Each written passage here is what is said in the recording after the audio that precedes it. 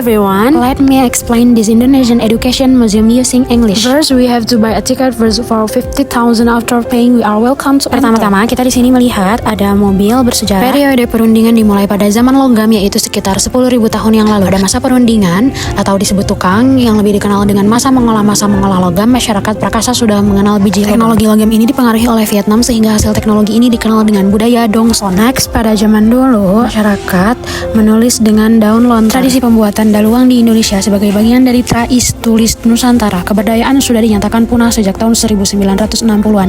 Terakhir kali pembuatan daluang masih dapat disaksikan di Kampung Tunggilis, Desa Cikunuk, Kecamatan Warnaja, Kabupaten Garut Can, di Desa Teglasari, Kecamatan Jetis, Kabupaten Ponorogo, Jawa Timur. Secara umum, proses pembuatan daluang adalah 9 cara. Tidak hanya itu, di Indonesia pun berbagai macam agama, Hindu, Buddha, Islam, Konghucu, dan lain-lain. Dan pada zaman dulu juga ada masyarakat asing yang sekolah di Indonesia menjadi misionaris dan Zending. Misionaris pada abad ke-16 itu bangsa Portugis memperoleh kedudukan. Pada masa pula itu, Kristen Katolik tumbuh di wilayah itu. Penyebar agama Kristen Katolik yaitu Franciscus Xaverius. And next, sistem persekolahan Hindia Belanda di abad 20 di Indonesia. Ada tingkatan 3 sekolah, yaitu sekolah rendah, sekolah menengah, dan sekolah tinggi. Adapun yang dapat saya jelaskan cara sekolah di Indonesia.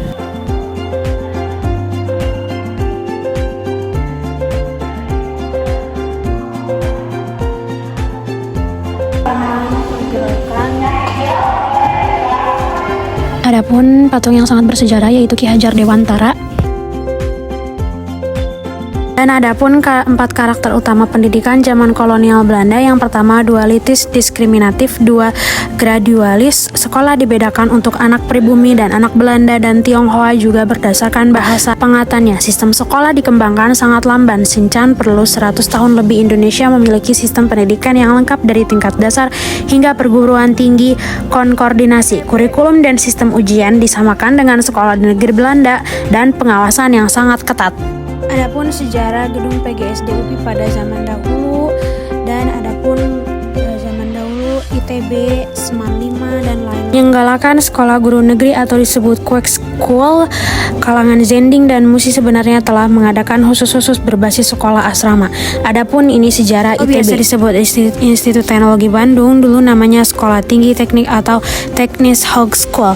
Atas prakasa di lembaga Kondinji Institute for Further Technics Onderwijs and Nederlands Indi pada tanggal 3 Juli 1920 pemerintah Belanda mendirikan pendidikan tinggi pertama yang betul-betul memenuhi syarat sebagai perguruan tinggi.